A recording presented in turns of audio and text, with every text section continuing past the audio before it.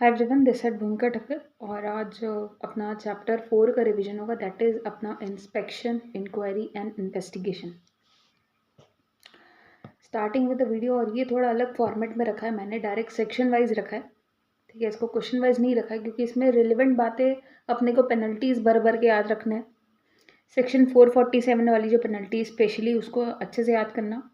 फिर जगह जगह पे सीज एंड सीजर वाला कुछ चीज़ है कि अपने कितना दिन के लिए उसको बुक्स को सीज करके रख सकते हैं। और कुछ ईयर वाली बातें हैं, तो यहाँ पे थोड़ा नंबर्स वाला जो अपने को याद करने का चीज़ें ज़्यादा है। दैट इज़ वाई इसको इस तरीके से ही रखा है और बताती जाऊँगी जहाँ जहाँ पे एमसीक्यूज़ जो रिलेवेंट, और रिलेवेंट ही रखा है इसको, ऐसा भी नहीं कि बहुत लेंथी रखा हुआ है, जल्दी खत्म हो जाएगा। ठीक है, starting with the video. First है section 206, that is the power to call for the information, inspect करना बुक्स को एंड कंडक्ट करना इंक्वायरी। तो यहाँ पे से वो अपने इन्फॉर्मेशन को बुला रहे हैं, तो ये किसके पास पावर है? दैट इज़ द रजिस्ट्रार के पास पावर है। तो वो क्या करेगा, यहाँ से एक नोटिस भेजेगा कंपनी को, कंपनी के मेल पे एक नोटिस जाएगा, या फिर बाय पोस्ट भी वो भेज सकता है कि भाई हमको ये इन्फॉर्मेशन चाहिए, इन रिटर्न चाहिए, हम इंक्वायरी कर सकते हैं आपके अगेंस्ट पे, ये सब चाहिए। और ये पास्ट और प्रेजेंट दोनों से मांग सकता है। पास्ट से क्यों? क्योंकि अगर हो सकता है कि कोई किसी अदर फाइनेंशियल ईयर का डाटा है और उस डाटा के अकॉर्डिंगली क्या बोलता है कि ऑफिसर्स जो है वो वहाँ पे छोड़ चुके हैं उससे पहले ही, तो उस केस में पास्ट ऑफिसर को भी बुलाया जाएगा इंक्वायरी के लिए अगर रिक्वायर्ड है तो। और अगर ये लोग इन्फॉर्मेशन नहीं देते हैं कंपनी, तो इन सच अ केस में जो अपना फाइन लगती है अप टू 1 लाख तक की लगती है। एंड कंटिन्यू अगर डिफ़ॉल्ट चलता है कि एक डेट बता दिया कि भाई इस डेट तक हमको चाहिए ही चाहिए, इस डेट तक आपने नहीं दिया तो आपने डिफ़ॉल्ट कर दिया, तो जब डिफ़ॉल्ट हो गया तो कंपनी के ऊपर फाइन लग जाएगा 1 लाख तक का। 1 लाख फाइन लगने के बाद अगर फिर से डिफ़ॉल्ट कंटिन्यू है तो नेक्स्ट डे से, फर्स्ट डे नहीं, नेक्स्ट डे से 500 रुपीज़ पर डे करके मीटर चालू हो जाएगा टिल द फेलियर कंटिन्यू, चलता रहा। जब तक आप इन्फॉर्मेशन जमा नहीं कर देते हो 500 रुपये का पर डे करके मीटर चलता रहेगा। ठीक है, इसके बाद सेकेंड है अपना power to conduct the inspection inquiry by the registrar and inspector के द्वारा। अब ये इंस्पेक्टर का होता है, तो जनरली क्या होता है कि रजिस्ट्रार तो नोटिस भेजेगा, अब उसको जब खुद जाके इन्वेस्टिगेशन थोड़ा इंक्वायरी करना है, अभी इंस्पेक्शन करना है, तो इन सच केस में क्या होता है उसके साथ एक उसका बंदा जाएगा, आदमी लोग जाएगा, तो वो जो उसके साथ जा रहा है, अपॉइंटमेंट हो रहा है ये लोग का, इंस्पेक्टर लोग जाता है साथ में, तो वही चीज़ है। तो जब इंक्वायरी करना है, इंस्पेक्शन करना है, तो उस सच केस में इंस्पेक्टर साथ में ही जाएगा। अब जब साथ में जाएगा तो आदमी लोग से क्या करवाएगा, सम्मान दिलवाएगा, इंस्पेक्शन करेगा, वहाँ पे जाके डिस्कवरी करेगा बुक्स का, जो जो उसको पेपर चाहिए, प्रोडक्शन निकाल के आएगा वहाँ से बुक्स। अगर तब भी नहीं कॉपरेट कर रहे हैं या फिर अपने उसको इंस्पेक्शन करने में बाधा डाल रहा है, साइन नहीं कर रहा है वो इंसान अपना बोला हुआ स्टेटमेंट में, ये सब चीज़ चल रहा है, तो इन सच केस में डायरेक्टर ऑफिसर के ऊपर इम्प्रिजनमेंट अप टू 1 साल तक चल सकता है एंड फाइन मोर देन 25,000 से लेके 1 लाख तक का फाइन है। इसके बाद है next, that is 208 section, that is अब अपना यहाँ पे जो भी अपने किए, इंस्पेक्शन किए, इंक्वायरी किए, बुक्स का जाके डिस्कवरी करके आए, रिटर्न नोटिस भेजे थे, वहाँ से इंफॉर्मेशन रिटर्न लिख के आया हुआ, सब चीज़ हो गया। अब जाके एक रिपोर्ट प्रिपेयर होगा, तो रिपोर्ट जो प्रिपेयर होगा, इंस्पेक्शन जो अपने मेक की है उसको हम आरडी को दे देंगे। अब ये रीजनल डायरेक्टर क्या करेगी, देखेगी कि क्या ये ऐसी गलतियां हैं जहाँ पे जेल अप टू 2 साल होने का चांसेस है, तो अगर जेल अप टू 2 साल वाला जो होता है पनिशमेंट, उसमें आरडी अपने ही इस चीज़ को हैंडल कर लेगा। बट जहाँ पे ये क्रॉस करेगा या बराबर का होगा, तो इन सच केस में अब जो डॉक्यूमेंट है वो सीजी को हैंड ओवर कर दिया जाएगा। अब सीजी यहाँ से इन्वेस्टिगेशन का अपना काम चालू करेगी। अब आता है सर्च एंड सीज करना। ये वाला पावर सर्च एंड सीज का रजिस्टर और इंस्पेक्टर के पास है, जो ये दोनों बैठ के काम कर रहे थे। ठीक है, जो सम्मान लिए, इंस्पेक्शन किए, इंक्वायरी किए, अब उनके पास पावर है कि वो जाके पेपर्स जो ये लोग छुपा के बैठे हैं, हमको घुस के रेड मारना पड़ेगा ना, रेड के जैसा जो पावर है वो कब आएगा ये लोग के पास, जब वो स्पेशल कोर्ट से इसको पावर मिल जाएगा कि यस ठीक है आप जा सकते हैं, आप ये कर सकते हैं। तो सर्च एंड सीज करके वो घुसेगा, पेपर्स को क्या करेगा, उठा के ले जाएगा अपने पास। कितने दिन के लिए? 180 + 180 डेज इज अलाउड। एक बार के लिए तो 180 डेज, लेकिन अगर अगेन चाहिए तो 180 डेज का एक्सटेंशन और हो सकता है। तो इसको इस तरीके से याद रखने का। ये कब करेगा? अगर उसको लगता है कि भाई ये लोग डिस्ट्रॉय कर रहा है, म्यूटिलेट कर सकता है, अल्टर कर सकता है डॉक्यूमेंट्स के साथ, या उसको हमको फॉल्सीफाई करके दे रहा है, गलत गलत उसमें चढ़ा देगा, या फिर कहीं छुपा के रख दिया है और बोल रहा है कि मेरे पास है ही नहीं पेपर्स, तो इस तरीके का कोई चीज़ होगा तो फिर वो करेगा ना। अब ये जो इन्वेस्टिगेशन है into the affairs of the company, अब ये सेंट्रल गवर्नमेंट के हाथ में आ जाएगी। कब? अगर जो अपने वो रिपोर्ट वाला बात की है तो रिपोर्ट वाला चीज़ इधर आ गया। दूसरा, सुओ मोटो खुद भी कर सकता है सेंट्रल गवर्नमेंट, या तो फिर एसआर पास कर दी कंपनी, तो कंपनी का जो शेयर होल्डर्स है वो मिलकर एसआर पास कर दी और वो जाके इंटीमेट कर दी सेंट्रल गवर्नमेंट को कि यहाँ पे घोटाला चल रहा है, अब इन्वेस्टिगेशन कीजिए इस मामले का। या तो फिर कोई कोर्ट या बड़ा बड़ा ट्राइब्यूनल या कोर्ट कोई ऑर्डर पास किया है कि यहाँ पे इन्वेस्टिगेशन होना चाहिए, कंपनी का जांच पड़ताल होना चाहिए, तो इन सच केस में सेंट्रल गवर्नमेंट के पास ही पावर आने लगेगा। तो ये 4 केसेस में या 3 लिखा है, इसको 4 कर देना। 4 केसेस में सेंट्रल गवर्नमेंट के पास ही पावर आ जाएगा कि इन्वेस्टिगेशन अब चालू करेगा। अब वो क्या करेगा? खुद तो जाएगा नहीं, तो यहाँ पे भी वो अपने लिए इंस्पेक्टर को अपॉइंट करेगा और इसका जो भी खर्चा पानी लगेगा इन्वेस्टिगेशन का, वो बोलता है कि अभी ये जो एप्लीकेंट है ना, वही हमको सिक्योरिटी मनी जमा करेंगे। सिक्योरिटी मनी कितना जमा करेंगे? अगर कंपनी का टर्नओवर अप टू 50 करोड़ है तो 10,000 जमा करेंगे, अगर मोर देन 50 करोड़ से 200 करोड़ के अंदर है तो अपने को 15,000 जमा करेंगे, और 200 करोड़ से भी ज़्यादा तो इन सच केस में 25,000 का पेनल्टी जो सिक्योरिटी मनी है वो जमा होगा।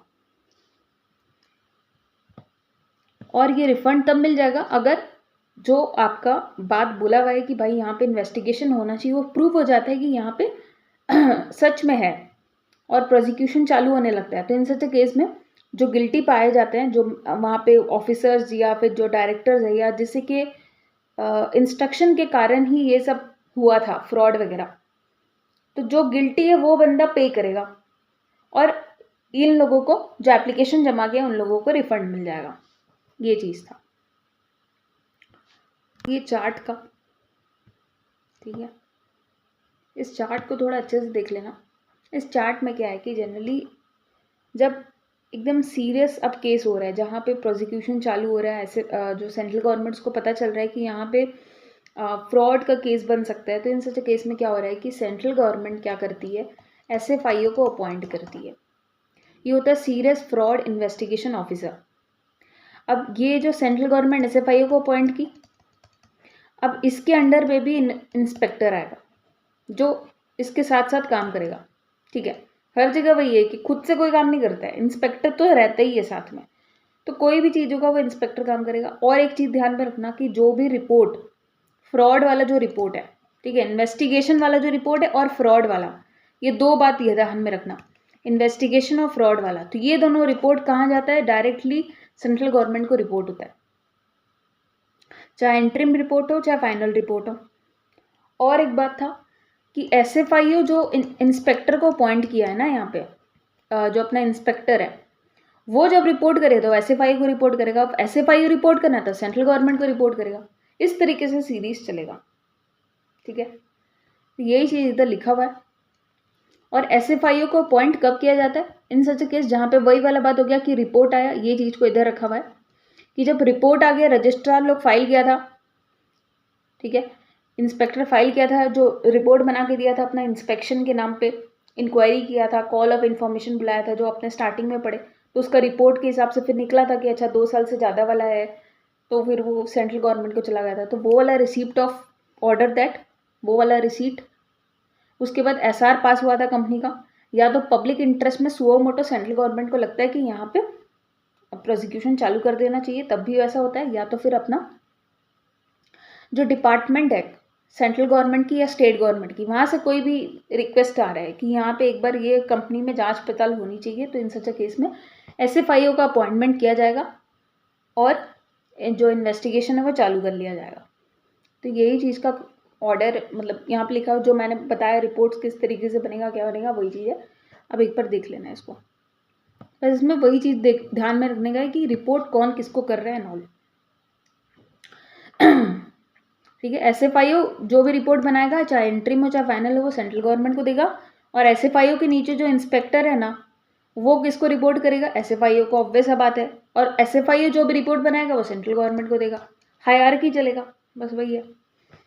और इंस्पेक्शन और फ्रॉड, जो इंस्पेक्शन बोल रही हूँ, इन्वेस्टिगेशन और फ्रॉड का कोई भी रिपोर्ट बनेगा वो सेंट्रल गवर्नमेंट को ही जा रहा है।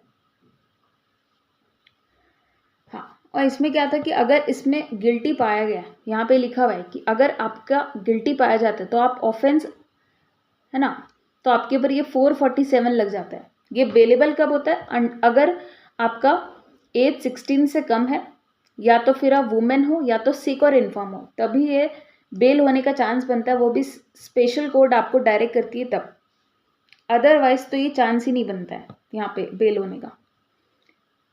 उसके बाद investigation into the phase of the company in some cases, जहाँ पे एनसीएलटी जो है ना, आफ्टर प्रॉपर हियरिंग करने के बाद इसको एप्लीकेशन जाता है सबसे पहले तो शेयर होल्डर लोगों से, ठीक है, या फिर कोई भी क्रेडिटर से जाएगा, या तो कोई भी एग्रीव्ड पर्सन बोलेगा कि यहाँ पे फ्रॉड हो रहा है, तो फ्रॉड के लिए यहाँ पे इसको क्या कर रहा है, एनसीएलटी को बोल रहा है कि यहाँ पे प्लीज़ इस चीज़ को देखिए। तो वो प्रॉपर हियरिंग वगैरह करने के बाद यहाँ पे अपना प्रोसीडिंग चालू करेगा इन्वेस्टिगेशन का। तो शेयर होल्डर, कितने शेयर होल्डर आएंगे? अगर हैविंग शेयर कैपिटल है कंपनी में, हैविंग द शेयर कैपिटल है, तो 100 मेंबर आ सकते हैं या 100 मेंबर से ज़्यादा आ जाएंगे। या तो फिर जो शेयर कैपिटल है अपना, उसका 1/10 वैल्यू वाला शेयर होल्डर आके यहाँ पे विथ एविडेंस आना पड़ेगा, जमा करना पड़ेगा एनसीएलटी को और देना पड़ेगा, इंटीमेट करना पड़ेगा कि यस हम लोग को लगता है कि यहाँ पे इन्वेस्टिगेशन आपको करना चाहिए, एनसीएलटी को जमा करेगा। या तो फिर नॉट हैविंग शेयर कैपिटल जहाँ पे कंपनी में, तो इन सच केस में 1/5, ठीक है, नॉट लेस देन 1/5, मतलब 1/5 या 1/5 से ज़्यादा। यहाँ पे भी कितना था? 100 या 100 से ज़्यादा। यहाँ पे कितना था? 1/10 या 1/10 से ज़्यादा। तो यहाँ पे भी 1/5 या 1/5 से ज़्यादा पर्सन्स, क्योंकि यहाँ पे तो कैपिटल है नहीं, तो पर्सन्स, तो जितने मेंबर्स है उसका 1/5 या 1/5 से ज़्यादा एप्लीकेशन जमा करेगा एनसीएलटी को। फिर एनसीएलटी यहाँ पे प्रॉपर हियरिंग करके प्रोसिक्यूशन चालू करेगी। या फिर कोई भी अदर पर्सन जो एग्रीव्ड है, इसमें क्रेडिटर हो सकता है, मेंबर हो सकता है, या कोई भी अदर पर्सन हो सकता है जो प्रूफ कर सके कि यहाँ पे अनलॉफुल तरीके से काम हो रहा है। और इसमें अगर फंस गए तो 447 लग जाएगा। इसको मैं अलग से डाली भी हूँ, इसमें स्टार्टिंग में भी बोली थी कि ये जो 447 है दैट इज़ वेरी इंपॉर्टेंट। उसके बाद अपना जो ये दौरान चल रहा है उसमें तो एम्प्लॉयज़ भी जा सकता है, एम्प्लॉयज़ भी यहाँ पे कंपनी का चट्टा पट्टा खोल सकता है। तो इन सच केस में एम्प्लॉय को थोड़ा प्रोटेक्शन दिया हुआ है जब इन्वेस्टिगेशन चल रहा है, क्योंकि मालिक लोग गुस्सा होकर तो एम्प्लॉयज़ को हटा सकते हैं। तो बोल रहे हैं कि अगर किसी एम्प्लॉयज़ को इस दौरान पे इन्वेस्टिगेशन के टाइम पे डिस्चार्ज करना है, उसको सस्पेंड करना है ना, या फिर उसका टेनर, जैसे 5 साल है, 5 साल से 1 साल कर दिए, 1 महीना कर दिए, सस्पेंड नहीं किए तो टेनर घटा दिए, और ऐसा घटाए कि वो डिसएडवांटेज वाला है, बढ़ा सकते लेकिन घटाने का नहीं कर सकते हैं। या फिर उसको डिसमिसल कर दिए, रिमूव कर दिए, उसका रैंक घटा दिया, अभी मैनेजर लेवल पे था डायरेक्ट जूनियर लेवल पे बढ़ा दिए, ये कुछ भी नहीं कर सकते अनटिल अनलेस यहाँ पे एनसीएलटी, ठीक है, एनसीएलटी नहीं, यहाँ पे अपने उसको बोलेंगे ट्राइब्यूनल, जो लैंग्वेज लिखा हुआ है उसी के लैंग्वेज से हिसाब से जाना। तो ट्राइब्यूनल से अपने को यहाँ पे रजामंदी लेनी पड़ेगी कंपनी को, और वो रजामंदी 30 डेज के अंदर आ जाता है। अगर नहीं आता ऑब्जेक्शन तो इन सच केस में अपने मान लेते हैं कंपनी वाले कि यहाँ पे प्रिजम्पशन है कि ट्राइब्यूनल के हिसाब से यस है, कोई ऑब्जेक्शन नहीं है, तो वो अपने को हटा देगा। तो यहाँ पे एम्प्लॉय गुस्सा हो जाएगी, या तो फिर वो ऑब्जेक्शन कर देगा एनसीएलटी, तो फिर कंपनी गुस्सा हो जाएगी। तो इन सच केस में दोनों को ही एक राइट दिया हुआ है कि चलो ठीक है, आप एक अपील तक जा सकते हो। किसके पास जाएंगे? अपीलेट ट्राइब्यूनल के पास जाएंगे। अब ये जो बोलेगा ना वो बाइंड है एकदम, आंख बंद करके निभाना पड़ेगा जो भी बोलेगा वो, उसके बाद कोई भी उसके ऊपर अपील नहीं अलाउड है। अब पावर ऑफ इंस्पेक्टर, यहाँ पे इंस्पेक्टर का पावर क्या है? कंपनी की होल्डिंग कंपनी की सब्सिडरी, कंपनी का एमडी, कंपनी का मैनेजर, कंपनी का एम्प्लॉय, कंपनी में जो बंदा मैनेज कर रहा है, एमडी है, मैनेजर है, या फिर जो पर्सन जिसके डायरेक्शंस में, जिसके डायरेक्टर्स के डायरेक्शन में वो इंसान का काम किया जा रहा है, या बोर्ड ऑफ डायरेक्टर जो डायरेक्शंस वगैरह दे रहा है, तो उन सबके खिलाफ यहाँ पे prior approval of central government लेना पड़ेगा।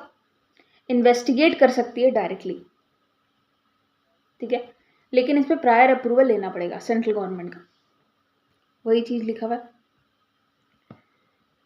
और वो क्या कर सकती है यहाँ पे, सर्च एंड सीज बुक्स और पेपर्स का कर सकती है अगर प्रायर अप्रूवल सेंट्रल गवर्नमेंट का आ चुका है। तो यहाँ पे जो सर्च एंड सीज होगा ना, वो पीरियड 180 वाला नहीं होगा, वो पीरियड कितने दिन का होगा, not less than the conclusion of the investigation. मतलब इन्वेस्टिगेशन जब तक चल रहा है तब तक मेरे पास बुक्स है तुम्हारा, तुम कुछ नहीं कर सकते। 500 दिन तक रखना है हमको, 500 दिन तक रखेंगे। तो यहाँ पे सेंट्रल गवर्नमेंट क्योंकि मिल गया इसलिए यहाँ पे पावर ज़्यादा हो जाता है। तो ये चीज़ को ध्यान में रखना। यस। इसके बाद है अपना 221। ये कुछ छोटे छोटे सेक्शंस हैं जो मैं आपको बता देती हूँ, 221 और 222। इसमें क्या हो रहा है कि जो कंपनी का एसेट है वो फ्रीज कर लिया जाएगा जब ट्राइब्यूनल का ऑर्डर आएगा। इसमें कब होगा, जब सेंट्रल गवर्नमेंट बोल रही है कि भाई यहाँ पे सीज करो, क्रेडिटर बोल रहा है कंपनी का, या फिर शेयर होल्डर्स लोग एप्लीकेशन जमा किए अंडर सेक्शन 244 में, वो चैप्टर 6 में आएगा, वो वहाँ पे डील होगा कि किस तरीके से शेयर होल्डर, कितना शेयर होल्डर जाके जमा करता है, या कोई भी अदर पर्सन जमा किया और इसको पब्लिक इंटरेस्ट में लग रहा है ट्राइब्यूनल को यहाँ पे करना चाहिए, तब वो करेगा। वो क्या बोलेगा कि जो एसेट है उसको फ्रीज मतलब क्या है, ट्रांसफ़र नहीं कर सकते, उसको वहाँ से हटा नहीं सकते हैं, या उसको डिस्पोज भी नहीं कर सकते हैं, ठीक है। और कितने पीरियड के लिए, 3 साल या 3 साल से कम पीरियड के लिए ये ऑर्डर पास कर देगा। कब, रीजनेबल ग्राउंड क्या है कि इसका क्यों ऐसा करता है, प्रॉपर्टीज़ के ऊपर, एसेट के ऊपर, या फिर फंड्स के ऊपर, कि बैंक अकाउंट सीज कर दिया को, क्योंकि उसको लग रहा है कि यहाँ पे ये लोग म्यूटिलिएट कर लेगा, अल्टर कर लेगा डॉक्यूमेंट्स को, अपने आप में बांट देगा, ठीक है, पैसा जो एसेट है वो बेच के अपने आप में खा लेगा, और बोलेगा कि हम तो बैंकरप्ट है, मेरे पास तो पैसा ही नहीं है। तो बाकी लोग तो भाई फ्री में थोड़ी आए हैं, वो भी अपना मेहनत का कमाएंगे ना, वो चीज़ है। उसके बाद अगर इसमें अगर कॉन्ट्रावेंशन होता है ऑर्डर पे, ऑर्डर पास करने के बाद, तो यहाँ पे कंपनी के ऊपर 1 लाख से 25 लाख तक का पेनल्टी है, और यहाँ पे ऑफिसर एंड डिफॉल्ट पे 3 साल का जेल और फाइन 50,000 से 5 लाख तक या बोथ। तो ये सब अभी और पे है यहाँ पे, ठीक है। उसके बाद नेक्स्ट है अपना 222, दैट इज यहाँ पे सिक्योरिटीज़ पर आप रिस्ट्रिक्शन लगा देंगे। वहाँ पे एसिड पे था, यहाँ पे सिक्योरिटीज़ पे है कि सिक्योरिटी को सेल, ट्रांसफ़र, डिस्पोजल ये सब नहीं कर सकते हैं। तो इन सच केस में यहाँ पे भी सेम बात है कि एनसीएलटी को एप्लीकेशन जमा करना है, फिर एनसीएलटी ऑर्डर पास करेगी, ये सब चीज़ है। और अगर नहीं करते हैं, कॉन्ट्रावेंशन करते, तो इन सच केस में फ़ाइन अपना 1 लाख से 25 लाख है, फिर इम्प्रिजनमेंट यहाँ पे 6 महीने तक का है, या फिर फाइन है 25,000 से लेके 5 लाख या बोथ है।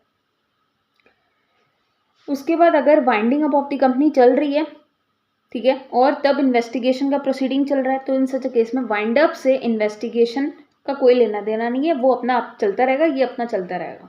और ये फॉरेन कंपनीज में भी ये चैप्टर अप्लाई होगी, इन्वेस्टिगेशन इंक्वायरी वाला चीज़ जो होता है वो फॉरेन कंपनीज में भी अप्लाई होगा।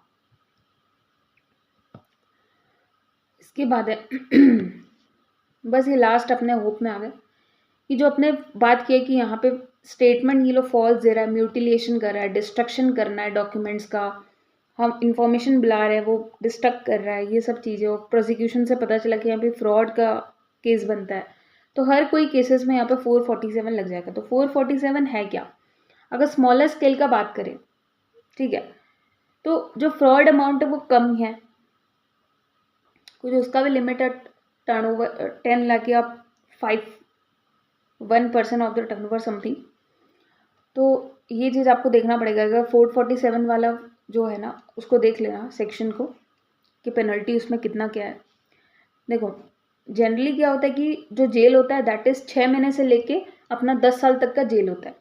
अगर पब्लिक इंटरेस्ट में किया गया, पब्लिक इंटरेस्ट के अगेंस्ट में, तो इन सच केस में मिनिमम 3 साल तो जेल जाना पड़ेगा। मतलब देखो 6 महीने से 10 साल का होता है, अगर पब्लिक इंटरेस्ट प्रूव हो जाता है कि उसमें भी घोटाला किया तो 3 साल यहाँ पे हो जाएगा मिनिमम। तो 3 साल से 10 साल या 6 महीने से 10 साल। और जो फ्रॉड का अमाउंट होता है दैट इज़ अपना जो पेनल्टी लगता है दैट इज़ एंड के साथ है, इम्प्रिजनमेंट एंड के साथ है, ठीक है, पेनल्टी के साथ है ये। तो एक्स अमाउंट से लेके 3 गुना ऑफ दी एक्स, एक्स का मतलब हो गया ये फ्रॉड वाला अमाउंट। और अगर छोटा स्केल में है तो इन सच केस में क्या बोलता है कि अपना और पे चलता ही है, ठीक है, मिनिमम अपना 5 साल तक का जेल हो सकता है, तो 0 से 5 ईयर हो सकता है, और फाइन अपना कितना हो सकता है, अप टू 50 लाख। तो 0 से 50 लाख तक का फाइन भी हो सकता है, या फिर बोथ। तो दोनों और पे इधर, वहाँ पे था दोनों, एंड पे था। बस यही है, ये सब आप ध्यान से पढ़ो, हो जाएगा चैप्टर 4। बस यही था चैप्टर 4 पे। Thank you.